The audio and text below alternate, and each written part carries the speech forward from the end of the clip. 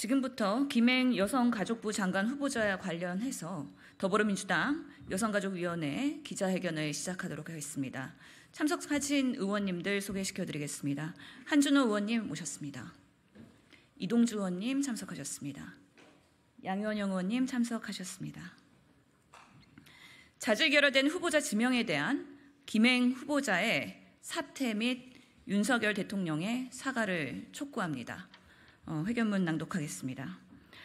더불어민주당 여성가족위원회 일동은 김행 여가부 장관 후보자의 자진 사퇴와 자질 결여된 후보자 지명에 대한 윤석열 대통령의 사과를 요구합니다.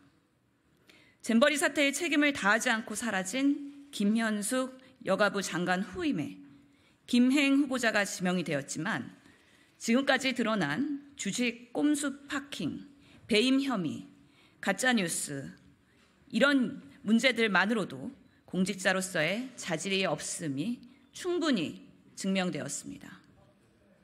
김행 후보자는 국무위원 임명이 아닌 수사를 받아야 하는 상황으로 후보자 자리에서 자진 사퇴해야 합니다. 김행 후보자의 기본조차 갖추지 못한 이런 후보자를 추천한 윤석열 대통령도 국민들한테 진심 어린 사과를 해야 합니다. 김행 후보자의 문제점은 열거하기도 어려울 정도로 상당히 많습니다.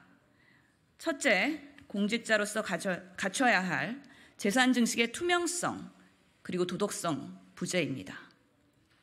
김행 후보자는 2013년 대변인 당시 백지 신탁 대상이었던 관련 회사의 본인, 배우자, 자녀 지분을 신우이에게 매각했습니다.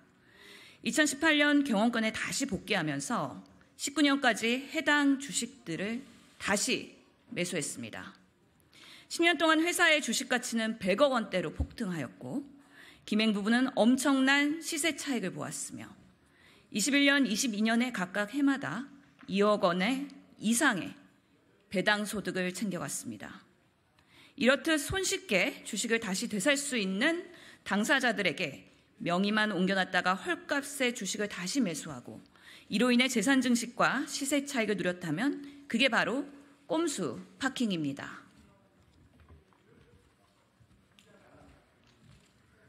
둘째, 배임 혐의입니다.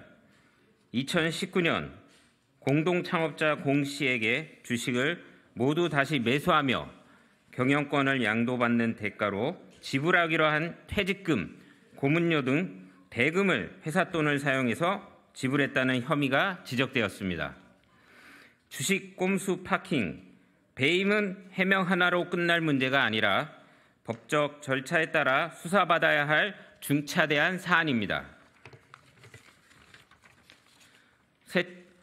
셋째, 가짜 뉴스에 대한 맹비난을 쏟아내면서 김행 후보자 스스로 가짜 뉴스를 양산하는 내로남불, 적반하장 태도가 문제입니다. 김행 후보자는 가짜 뉴스가 도를 넘어 살인 병기라며 비판하면서 정작 본인은 기본적인 팩트 체크조차 하지 않고 거짓 해명으로 일관해 왔습니다. 김행 후보자가 부회장직을 맡고 있는 위키트리는 지난 4년간 언론중재위원회로부터 가장 많은 시정 공고를 받은 언론사 2위입니다. 언중이 조정 신청 세부 내역에서 사실과 다르다, 허위 보도 등 가짜 뉴스에 해당하는 사례들도 다수 확인되고 있습니다. 가짜 뉴스 때문에 도어 스태핑도 중단한다고 변명했지만 정작 본인은 거짓말을 일삼고 본인 경영회사는 가짜 뉴스 양산소였음이 여실히 드러난 것입니다.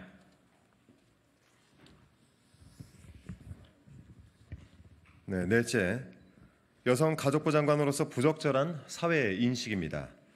김행 후보자는 지명 첫날부터 여성가족부를 드라마틱하게 엑시트하겠다라면서 폐지를 목표로 밝혔습니다. 또한 과거 위키트리 방송에서 원치 않은 임신이라도 받아들일 수 있는 톨러런스가 필요하다는 발언, 위키트리의 김행 후보자의 이름으로 게재된 여성은 무조건 예뻐야 한다, 여자는 돈과 시간을 잡아먹는 문제거리라는 글, 유튜브 방송에서 다문화 가정 속에 있는 아동들을 튀기라는 차별적 용어로 지칭한 점 등 여가부 장관 후보자로서 도저히 사용될 수 없는 부적절한 인식이 드러났습니다. 저급하고 편행된 인식을 가진 김행 후보자는 대한민국 장관으로서의 기본 인품과 능력마저 부족합니다. 말장난으로 버티다가 적당히 대충 인사청문회를 치르겠다는 전략은 더 이상 국민들께 통하지 않는다는 점 반드시 명심해야 되겠습니다. 국민을 위해서라도 고위 공직자로서 도저히 받아들일 수 없는 김행 후보자는 더 이상 국민들을 기만하지 말고 나락으로 내딛기 전에 이제 그만 그 자리에서 내려와 주기를 부탁드립니다. 이상 더불어민주당 여성가족위원회 일동의 기자회견이었습니다. 고맙습니다.